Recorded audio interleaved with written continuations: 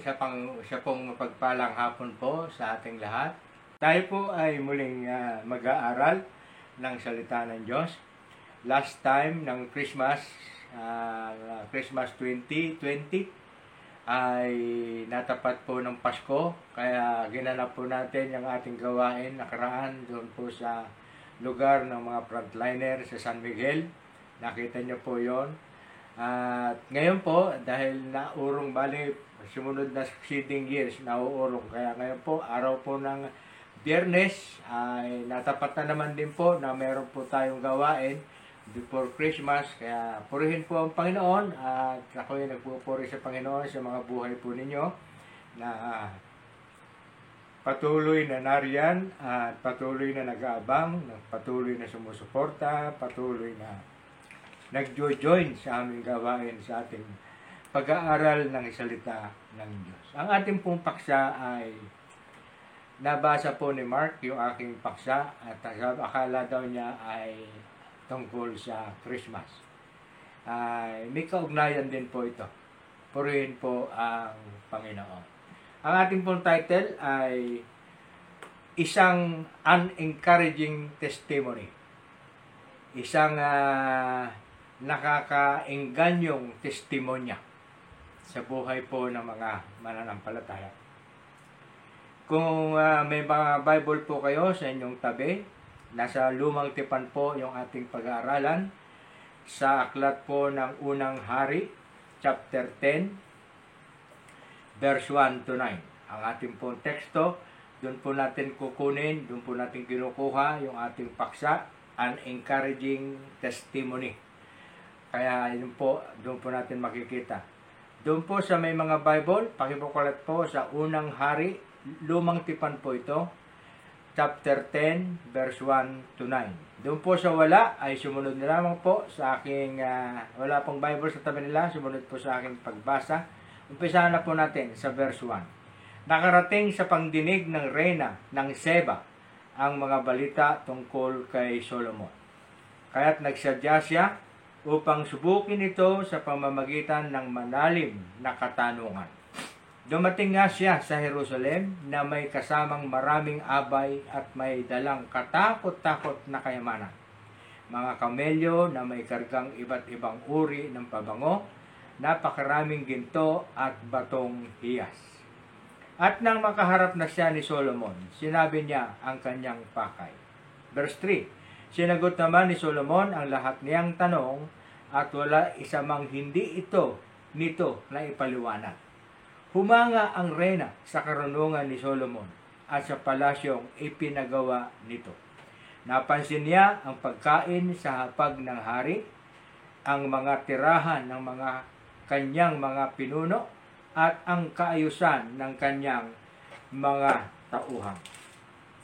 Napansin din ng reyna ang kanyang kasuotan, ang mga tagapagdulot niya ng inumin, ang handog na iniaalay niya sa templo.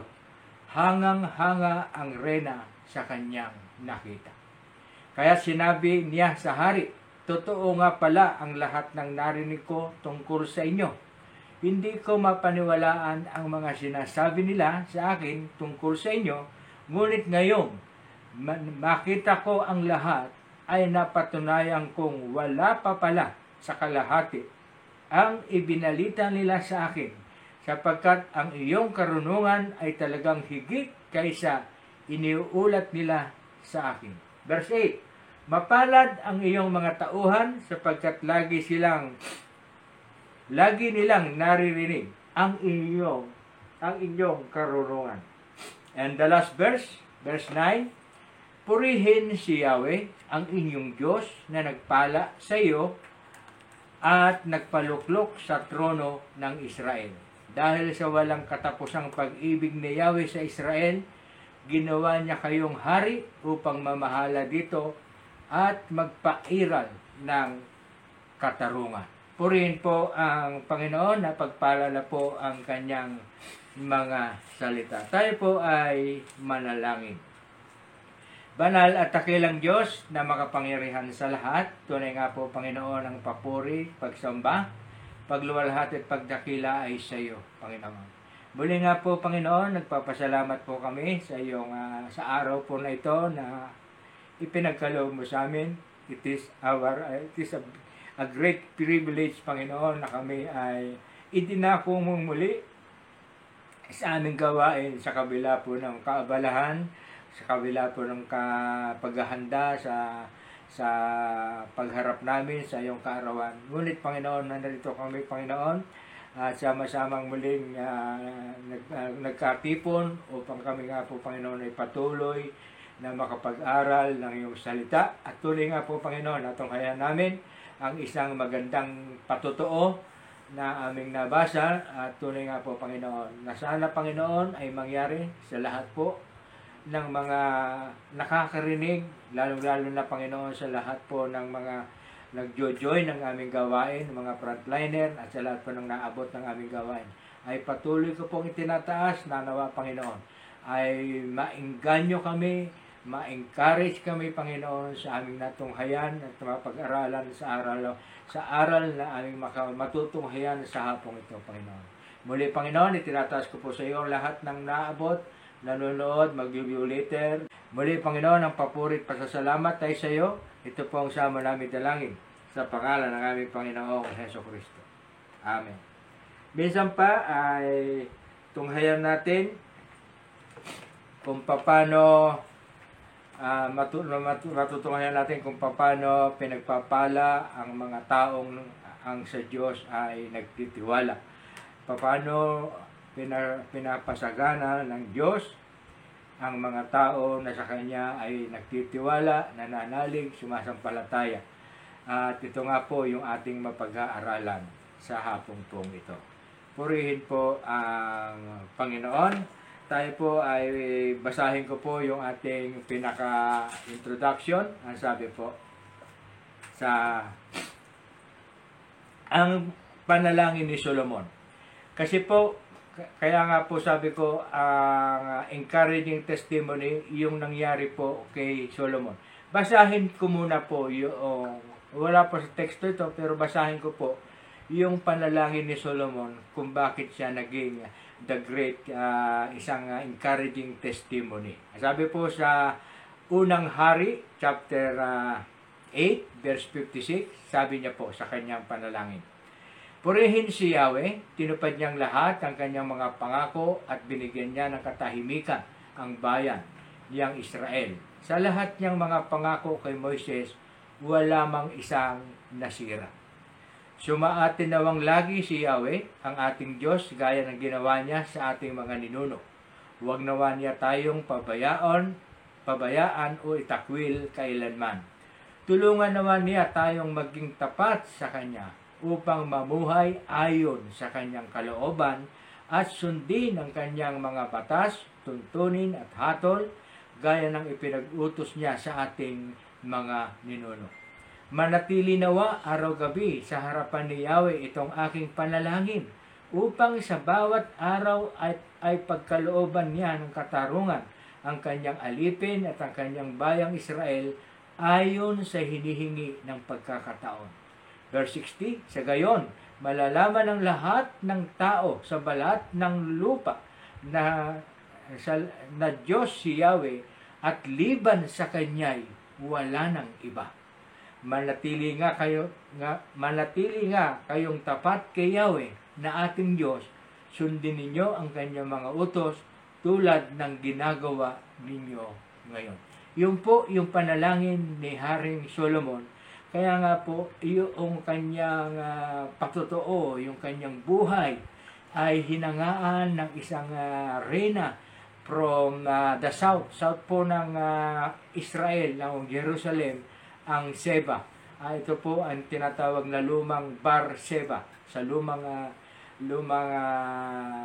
tipan. Makikita po natin yung po sa tinawag na Seba na ngayon, doon nung inalis na po yung bar. Kaya nga po, iyon ay nasa timog ng Jerusalem. Yung reyna po doon ay humanga. Why? Kasi nga po, sa panalangin ni Haring Solomon. Sabi nga po, ang panalangin ni Solomon ay isang magandang halimbawa na dapat nating hangarin. Sabi ko nga po sa inyo, hangarin sa ating paglakad na kasama ang Panginoon. Hiniling niya, number 1, ang presensyang makapag-iingat at ang tulong ng Panginoon. Number 2, ang pagpapatunay ng Diyos sa kanyang salita sa pamamagitan ng pagtupad ng kanyang mabubuting pangako. Number 3, ang gawa ng banal na biyaya sa kanilang mga puso upang sundin ang mga utos ng Diyos at ibigin ang kanyang matuwid na kaparaanan. Number 4, ang pagtugon ng Diyos sa panalangin sa araw-araw at ang pagtustos sa pang-araw-araw na pangangailangan. Amen. Number 5, ang dagdag na pangunawa sa dakila at kamangha-manghang kalikasan ng Diyos. Number 6, at the last, at ang isang pusong lubos na nakatalaga sa Diyos at sa kanyang kalooban. Nakikita po natin, ayon po sa ating paksa, nakaka-encourage po yung patotoo sa buhay po ni Solomon dahil po siya ay tapat during that time. Kaya kasi sabi ko pong during that time, kasi po alam naman po natin sa huling parte ng buhay na Solomon ay nagkamali siya. Pero dito this time, nung siya po ay nasa Panginoon at patuloy po siyang nasa presensya at sa kalooban ng Diyos, yung kanyang pagtitiwala sa Diyos, ano yun po ang naging patotoo? Tingnan po, isa pong reyna na nabalitaan lamang ng reyna na si Solomon ay sobrang marunong. Hindi lang pala marunong. Nung mapuntahan niya at personal niyang nakita yung karunungan at mga pagpapala na nakita niya sa palasyo na ipinagkaloob ng Diyos kay Haring Solomon. Sabi, di po ba, sabi na sa teksto natin, nabasa, kulang pala yung balita. Mas higit pa. Wala pa sa kalahati yung balita. Kaya kahanga-hanga yung mga pagpapalang natamo ni Haring Solomon dahil po siya ay naging tapat sa Diyos. Amen? Ito po yung isang aral natin makikita. Pag tayo po ay nasa Panginoon, tayo po ay hindi niya pababayaan. Tayo po ay kanyang pagpapalain. Tayo po ay bibigyan niya ng karunungan na maiisip natin ang mali at ang tama. Kaya nga po, napakabuti po na tayo po ay patuloy na nag-aaral ng salita ng Diyos, ng Biblia, dahil sabi ko nga po, tayo po ay natututo, tayo po ay namumul sa kalooban at sa daan ng Panginoon. Amen. Hallelujah. Tayo po ay mag-exhort na po. Ang sabi po sa verse 1 to 3, ang sabi po, ng ating binasa, hindi ko na po ulit babasahin, ang pinakabuod po nito, ang Diyos ang dapat kilalanin sa buhay na kanyang pinagpala. Humanga po ang reyna ng Sheba sa ipinagkaloob kay Solomon, ng Diyos kay Solomon. Pero po, ang dapat, kanya, sa bandang huli po, nakita naman po natin, na nagpuri ang reyna ng Sheba sa Diyos na dinidiyos na kinikilala ni Haring Solomon. Nagpuri po siya dahil sa mga pagpapala nakita niya sa buhay ni Haring Solomon. Kaya nga po sabi ko po, ang Diyos ang dapat kilalanin sa buhay na kanyang pinagpala. Marami po ang ito po ay aral na huwag tayong makakalimot pag tayo ay napagpapala. Huwag po nating ipagmalaki na tayo ay sa ating kakayanan. Kaya dapat ang makilala natin sa ating mga pagpapalang tinatanggap natin, yung Diyos na siyang nagkaloob nito. Kaya napakaganda pong patotoo kay Haring Solomon at kay doon sa reyna na sila ay nagparehong namangha sa ginawa ng Diyos. Kaya dapat ang kilalanin ang Diyos sa buhay ng mga pinagpapala. Sabi po sa verse 1, nakarating sa pandinig ng reyna ng Sheba ang mga balita tungkol kay Solomon. Sabi po sa Matthew chapter 12, basahin po natin. Matthew chapter 12, 38 and 42. Hallelujah. Ang sabi po, sinabi naman sa kanya ng ilang eskriba at pariseo, Guro, maaari po bang pagpakitaan ninyo kami ng tanda mula sa langit? Sabi nila po sa Panginoong Jesucristo. Sumagot si Jesus, lahing masama at di tapat sa Diyos. Naghahanap kayo ng tanda, ngunit walang ipakikita sa inyo maliban sa palatandaang nilalarawan ng nangyari kay Propeta Jonas. Kung paanong si Jonas ay 3 araw at 3 gabing nasa tiyan ng dambuhalang isda, gayon din ang anak ng tao ay 3 araw at 3 gabing nasa ilalim sa ilalim ng lupa. Sa araw ng paghuhukom, titindig ang mga taga Ninibe laban sa lahing ito at ito'y hahatulan ng kaparusahan sapagkat nagsisi sila dahil sa pangangaral ni Jonas. Ngunit higit na di hamak kay Jonas ang naririto. Tuloy pa, sa araw na iyon, titindig din ang reyna ng Timog. Ito nga po si Sheba. Ang reyna ng Sheba. Reyna ng Timog. Laban sa lahing ito at ito'y hahatulan ng kaparusahan sapagkat nanggaling siya sa dulo ng daigdig upang pakinggan ang karunungan ni Solomon. Ngunit higit na di hamak kay Solomon ang naririto. Ano po ang ibig ko sabihin? Kaya ko po binasa ito. Kaya nga po sabi ko sa inyo, ang Diyos ang dapat kilalanin.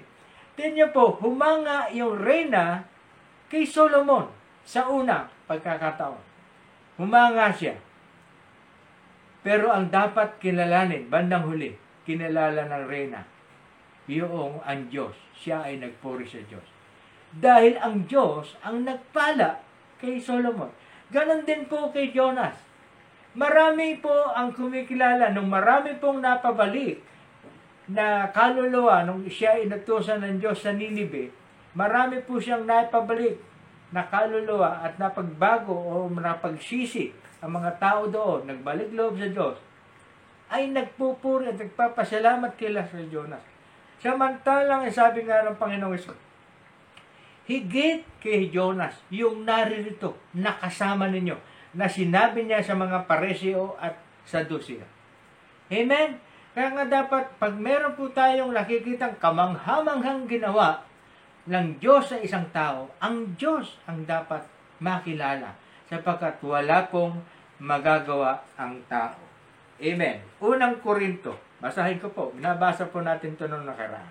Unang Korinto chapter 1, verse 28 to 31. Pinili niya ang mga itinuturing na hamak, walang halaga at walang kabuluhan sa sanlibutan ito, upang pawalang halaga ang mga itinuturing na dakila sa sanlibutan. Kaya't walang maaaring magmalaki sa harapan ng Diyos. Sa Kanya mula ang ating pakikipag-isa kay Kristo Jesus na ginawang karunungan natin. Sa pamamagitan niya tayo pinawalang sala ng Diyos, pinapaging banal at iniligtas. Kaya nga, ito po yung pinakabuod. Kaya nga, tulad ng nasasabi sa kasulatan, ang Panginoon ang dapat ipagmalaki ng mag-ibig magmalaki. You see, ang Diyos ang gumawa kay Hari Solomon ng katanyag-tanyag at kahanga-hangang palasyo. Hindi po dapat si Solomon ang mapapurihan. Amen? Kasi nga po, ang lahat, ang ating pong kinataglay, ang ating katalinuhan, ang ating kakayahan, ang ating kalusugan, ay nanggaling sa Diyos. Amen? Hallelujah. Meron din po istorya sa Lumang Tipan kung si Aaron at ang pangalan nito, si Aaron at sa Aklat ng Bilang, Miriam, ay merong hindi po magandang pakikitungo kay Moises. Dahil po si Moises ay kinalulugdan ng Diyos. Ano po ang sabi ng Diyos kila Aaron at Moises, kay Aaron at Miriam? Kapatid po ni Moises, si Aaron. Ano po? Ano po ang sabi po? Nagalit po ang Diyos sa dalawa. Ano po ang bakit? Kasi po, parang pinangungunahan nila yung layunin at kalooban ng Diyos. Kinaiingitan nila, lagi na lang si Moses. Lagi na lamang po si Moses. Ano po ang implication ng ibig sabihin? Ang Diyos ang dapat kilalanin. Ang Diyos ang dapat kilalanin, siya ang dapat mamuno sa atin. Huwag po nating huhusgahan o huwag po nating hahagkaan yung kanyang mga itinatalaga. Huwag po nating kokontrahin. Amen? Hayaan po natin ang Diyos ang magdesisyon kung sino ang kanyang pamumunuin. Kung sino ang kanyang pinagpapala, hayaan po natin. Huwag po natin kainggitan. Hayaan po natin. Ang Diyos ay merong perfect time sa bawat isa. Huwag po. Kasi po, pag gaganon ang nangyari, maliligwak yung ating pananampalataya. Just walk. Continue na magtiwala sa Diyos. Ayon sa kanyang kalooban. Continue to trust God sa kanyang mga desisyon. Huwag po nating pangungunahan. Huwag po nating gayahin si Miriam at Aaron na pinangungunahan ang desisyon ng Panginoon. Amen. Verse 4 to 5, ang sabi po, ang pinakabuod dito ay yung sabi po sa 4, humanga ang reyna sa karunungan ni Solomon at sa palasyong ipinagawa nito. Napasin niya ang mga pagkain sa hapag ng hari at mga tirahan ng kanyang mga pinuno at mga kaayusan ng mga kanyang tauhan. Ito po yung mababasa po natin, yung ang pinakabuod po nito, mga biyayang galing sa Diyos. Nakita niya po yung karunungan ni Haring Solomon. Hindi po mapapantayan talaga. Sa ating modern time, parang ito ay si Google. Magaling ang katalinuhan ni Haring Solomon. Kahanga-hanga. Tapos nakita niya po, ano po ba yung mga pagpapala nakita po ng reyna sa buhay po ni Haring Solomon? Una, yung pagkain. Yung pagkain, sabi po, sagana sa pagkain. Basahin po natin sa unang hari chapter 4. Hallelujah. Ito po.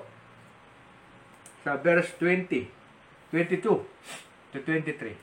Katakot-takot ang dami ng pagkaing nauubos ni Solomon at ang kanyang mga tauhan araw-araw. Hari ng mainam, 150 kaban. Hari ng karaniwan, 300 kaban. Pinatabang baka, 10 ulo. Bakang galing sa paligawan, 20 ulo. Tupa, 100 ulo. Bukod pa ang mga usang malalaki at maliliit, mga kambing bundok at mga ibong matataba. Amen. Dito po nakita natin na talagang ang nasa Panginoon ay pinagpapala. Naalala ko po, narinig ko po yung interview po doon sa mga nasalanta po ng bagyo sa mga kababayan po nating taga Bisaya na nasalanta po ng bagyong Odette. Sabi po ng reporter, paano po ang Pasko niyo po ngayon? Ano po? Ang ganda po na sagot. Ang Pasko po ay hindi sa bagong damit, hindi sa material, hindi sa anumang bagay. Ang importante po ay buhay yung aking pamilya. Kami po ay magpapasalamat sa Diyos dahil buhay po ang aking pamilya. Baliwala po yung mga gamit. Hindi ko po sinasabing hindi na namin kailangan ng tulong, sabi niya, Banda Jose. Kailangan po namin yan. Pero kami po ay magdaraos ng Pasko kahit walang handa. Why? Kasi nga po, yung tiwala nung naligtas na yon, andun po yung tiwala niya. Kasi nga po, sa panahon ngayon, pag pinatugtog yung kanta po o awitin po ni Jose Marichan, ano po? Ano po ang implication nun? Puro business. Nawala na po yung awitin niya para sa Panginoon. Yung silent night, holy night, all is calm, all is bright. Amen? Yung patungkol sa Diyos. Meron pa isang kante. Man will live forevermore because of Christmas Day. Ano po ang implikasyon? Nawala na po ang diwa ng tao sa Kapaskuhan, sa kapanganakan ng ating Panginoon Jesucristo. Naging material na. Hindi ko po minamasama. Tama po yung tayo, pagdating ng Pasko, ay nagbibigayan. Pagdating ng Pasko, may bagong damit, may bagong sapatos, may bagong sasakyan, lahat may bago pagdating ng Pasko. Nagiging materialistic tayo. Dapat po natin iniisip, kaya po mayroong Pasko ay para po sa ating spiritual na buhay. Tandaan niyo po yan. Kaya nga po, man will live forevermore because isinilang ang Panginoon. Yung kanya pong pagsilang, yung ating pag-asa na nagbibigay sa atin ng buhay na walang hanggan. Kapatawaran ng ating mga kasalanan. Kaya napakaganda po yung sagot ng isang naligtas sa Bisaya. Hindi po importante sa amin ang makakain pagsasaluhan sa araw ng Pasko. Ang importante sa amin, ligtas po ay yung aking pamilya. Amen. Sa bagamat yung pinag-uusapan natin dito, ano po nangyari kay Haring Solomon? Dahil siya po ay nasa Panginoon, nagtitiwala ang sino mang tao. Marami po akong kilala. Number 1. Haba po ang oras natin. Nasa 10 minutes na lamang po pala. Isa pong halimbawa, si Jose, na anak ni Israel. Ni Jacob. Di po ba napunta sa Egypt?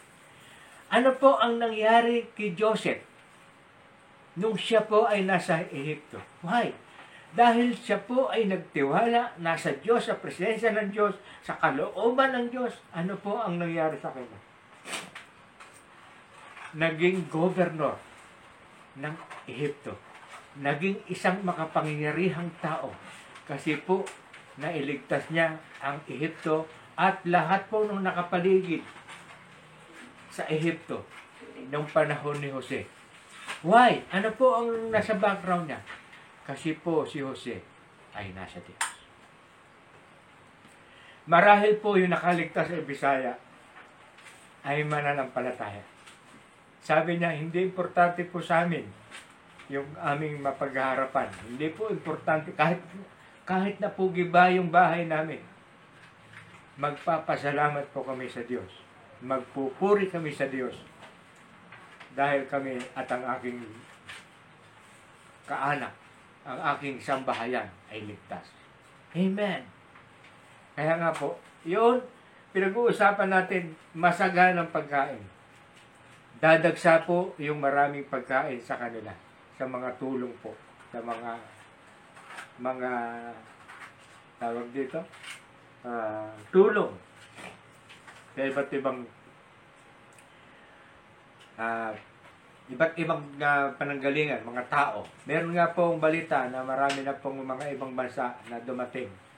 Alam ko po yun ay may pamamahagi sa mga nasalanta. Ganun po yung mga magtitiwala. Darating din po yung kanilang pagpapala. Ang mga biyayang galing sa Diyos na nakamit ni Haring Solomon, yung mga pagkain, sagana sila sa pagkain, yung kanyang karunungan, yung kanyang palasyo. Napakaganda po ng palasyo. sinasabi po ng Biblia, bagamat ako po hindi po isa man sa atin na nakakita ng palasyo na yon sa Jerusalem, pero sinasabi ng Biblia, kahanga-hanga at kaganda-ganda po ng palasyo tinirehan ni Haring Solomon. Number 4, kaayusan at pagpapala sa lahat ng kanyang nasasakupan. Sabi po sa verse 20 ng chapter 4, sabi po, di na mabilang sa dami ang mga mamamayan sa Juda at Israel, parang nang buhangin sa karagatan. Sagana sila sa pagkain at inumin at namumuhay sila ng maligaya. Tingnan niyo po yung mga pagpapala. Bakit ko po sinasabi ito? Kasi po ang ibig ko pong sabihin, pag tayo po ay nasa Panginoon, ang pagpapala po ay hindi mapapagod. Isa pa pong pagpapala, isa pang karakter sa Bible, kay Joshua. Dahil po siya ay naglilingkod sa Panginoon. Di po ba, sabi niya, my house, ako po at ang aking sambahayan ay sa Diyos maglilingkod. Kaya po yung pagpapala sa buhay ni Joshua at sa kanyang angkan ay gayon na lamang. Sila po ay naligtas at nagkaroon po ng kasaganaan sa kanilang mga buhay. Number 5 po mga nakuha po ni Solomon ang mga pangangailangan ng templo. Dito po sa buhay natin, pag tayo po ay nagtitiwala sa Diyos, lahat po ng pangangailangan natin ay alam ng Diyos. Di po ba nasabi ko na po sa inyo noong nakaraan, sa ating madalas nating pag-aaral, God is a God of anticipation. Amen. Buti meron na mag-good ang aking PA. God is a God of anticipation. Alam niya ang kakailanganin natin. Di po ba? Inanda niya lahat ng gamit. Huli niyang nilikha ang tao. Inanda niya lahat ng kakailanganin ng tao. Kasi nga po, ganoon kabuti ang Diyos. Anticipated lahat ng Diyos ang pangangailangan. Doon po sa mga nangyari sa bagyo, hindi po maglalaon. Makakabawi po sila. Pansamantala po, maasa sila sa tulong. Pero alam ko na ang Diyos ay may plano po sa kanila. Amen. Lalong-lalo na po doon sa na-interview na yun, na maganda po ang kanyang naitugo. Isang encouraging testimony. Maganda ang Amen. pananaw. Maganda ang pananaw. Positive. Maganda po yung pananaw. Hindi po kahit na nangyari po, nasira po yung bahay namin, ala po yun. Kasi nga, He is not looking for the material thing. Amen. Hallelujah. Verse 6 to 8, ito po ang buod, patutuo ng reyna sa buhay ni Solomon sa gabay at pagpapala ng Diyos. Yun nga po, inakita natin yung mga example ko sa inyong mga tao na pinagpapala ng Diyos. Marami pa po ron. Marami pa po sa Bible. Gideon, marami po. Na habang sila ay nasa Panginoon, sila ay iniingatan, sila ay pinagpapala. And the verse 9, ang last verse na ating pag-uusapan, ito po yung buod, ang pagpupuri sa Diyos. Ano po yung sinabi po ng reyna sa pati ang reyna, sana po ganun din ang mangyari sa atin. Ang ibang tao ay magpapasalamat sa Diyos pag mayroon po silang nakitang kabutihan ang Diyos sa inyo. Sample po natin, ito, si Haring Solomon. Nagpuri ang reyna. Bandang huli, nag-take over yung kanyang, yung paghanga niya sa nakamit ni Haring Solomon.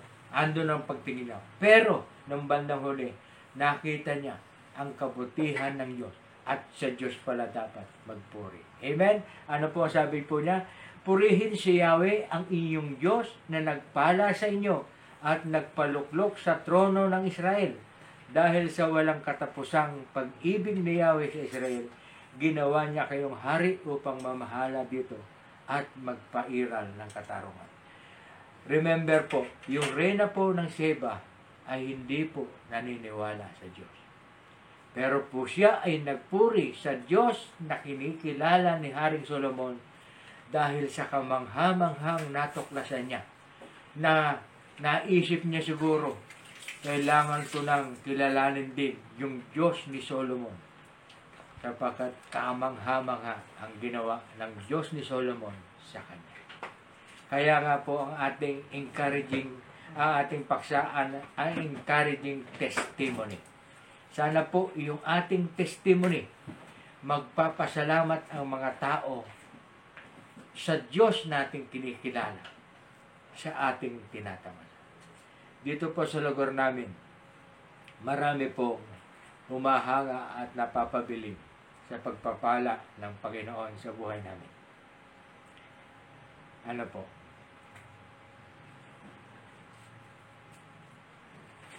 Hindi po mapapatid-patid. Yun naman po lagi ang aking panalangin. At marami pong na-encourage, nakaka-encourage sa salita ng Diyos. Maganda pala ang nakikinig sa Bible study ni Pastor. Marami pong magpupuri sa Panginoon. Amen? Hallelujah. Conclusion. Hallelujah. Hallelujah. Nasaan tayo? Ang sagot ng Diyos sa panalangin ni Solomon ay nagpapatunay na siya'y nakarinig at tumugon. Subalit idinagdag ng Diyos na itatatag lamang niya ang trono ni Solomon at ang kaharian ng Israel kung siya at ang kanyang bayan ay mananatiling tapat at hindi tatalikod sa kanyang mga utos. Ang buong kasulatan, ang Biblia, ay nagpapahayag ng ganitong alituntunin. Ang mga pangako ng Diyos ay matutupad lamang kung sisikapin nating sundin siya at ang kanyang mga kaparaanan. Amen? Hallelujah. Basahin din po natin sa Bagong Tipan. Ang sabi po sa Bagong Tipan, sa aklat po ng Juan, chapter 14, verse 13, at anuman hilingin ninyo sa Ama sa aking pangalan, sabi po ng ating Panginoong Jesucristo, ay gagawin ko upang maparangalan ang Ama sa pamamagitan ng Anak. Gagawin ko ang anumang hihilingin ninyo sa pangalan ko. Pag tayo po ay may tiwala, nagtitiwala sa ating Panginoon at sa Diyos Ama, tayo po ay kanyang pagpapalain. Hallelujah. Ang sabi po, ang panalangin sa pangalan ni Jesus ay nangangailangan ng dalawang bagay. Pananalangin ayon sa kanyang persona, likas at kalooban. Number 2, pananalangin may pananampalataya sa kanya at sa kanyang kapamahalan at may pagnanais na bigyang kaluwalhatian ang Ama at ang Anak. Sa makatwid, ang pananalangin sa pangalan ni Jesus ay nangangahulugang tutugunin ni Jesus ang anumang panalangin na katulad ng kanyang panalangin. Walang hangganan ang kapangyarihan ng panalangin kapag ito ay idinulog sa ating Panginoong Hesukristo o sa Ama, taglay ang banal na pananampalataya ayon sa kanyang pagnanais. Kanina po, binasa ko yung pananalangin po ni Haring Solomon, kaya po siya pinagpala ng Panginoon. Ganon din po yung kanyang pagtitiwala, ganon din po sa atin. Kaya ako po binasa yung sa Bagong Tipan, sa panahon po ng ating Panginoong Hesukristo. Ang sabi niya po sa John chapter 14, verse 13, at anumang hilingin ninyo sa Ama sa aking pangalan ay gagawin ko upang maparangalan ang Ama sa pamamagitan ng Anak. Sabi ko po sa inyo, ang Diyos tayo magpapasalamat. Amen? Ang lahat po ng ating tinatamasa, ang ating kalakasan, ang ating buhay, nakasalalay lahat sa Diyos. Hawak po niya tayo. Amen. Manatili lang po tayo magtiwala at ayon sa kanyang kalooban. Purihin po ang Panginoon. Hindi pa po huli ang lahat. Ako po ay bumabating muli sa inyo ng Merry Christmas. Sa lahat po ng aking viewers sa YouTube, do subscribe to my YouTube channel at patuloy po yung aking paanyaya sa comment section kung meron po kayong kahilingan na prayer request, i-comment nyo po sa comment section at amin pong dadalhin sa Panginoon. Tayo po ay manalangin. Banal at dakilang Diyos na makapangyarihan sa lahat. Tunay nga po, Panginoon, na napag-aralan namin. At hindi nga po ito kasalungalingan, sapagkat itong salita mo, Panginoon, ay nagpapatotoo na ang lahat ng narito ay katotohanan.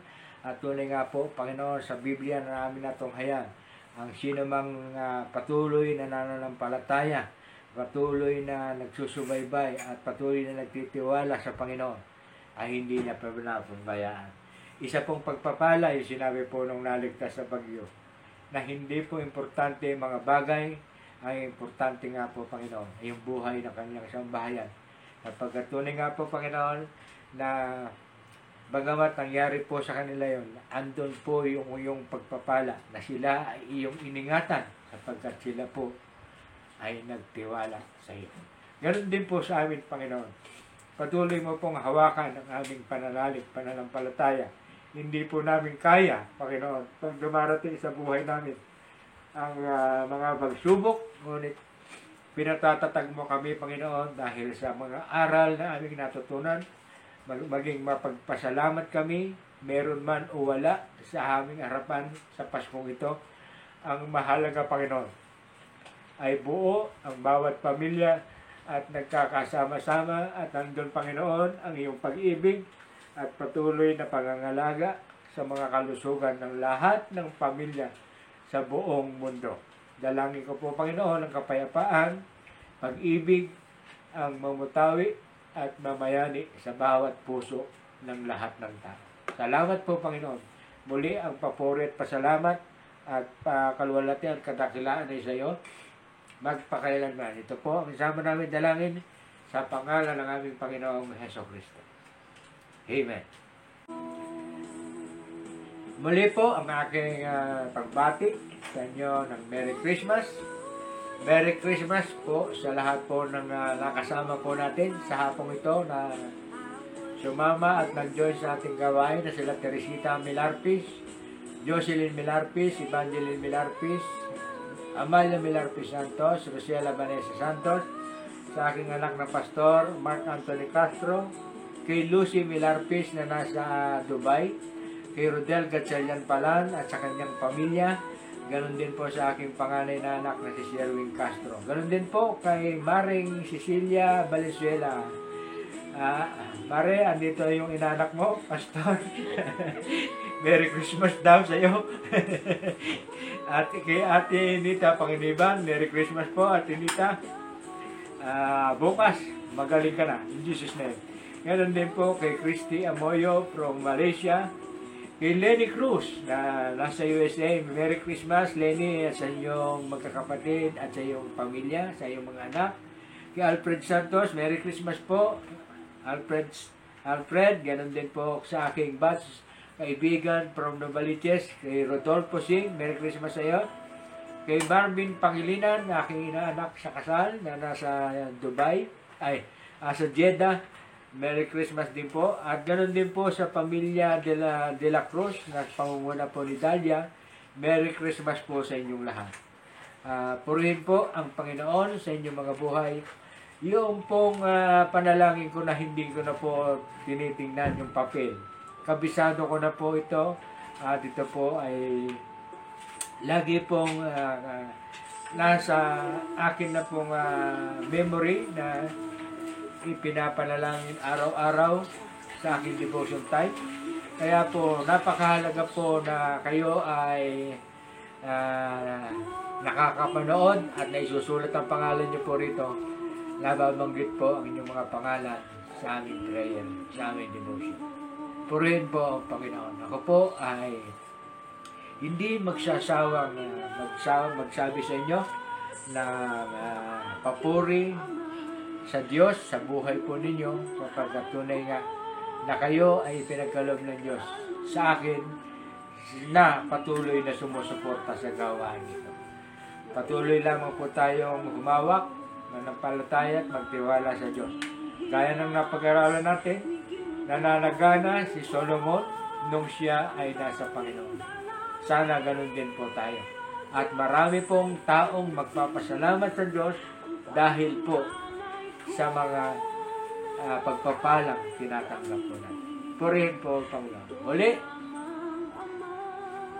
ang gabay, patnubay, pagpapala, pag-iingat, kagalingan, nang gagaling sa ating Panginoon sa Kristo ay sumating lahat at sumayin yung lahat. Bye-bye now. Merry Christmas. To God be the glory.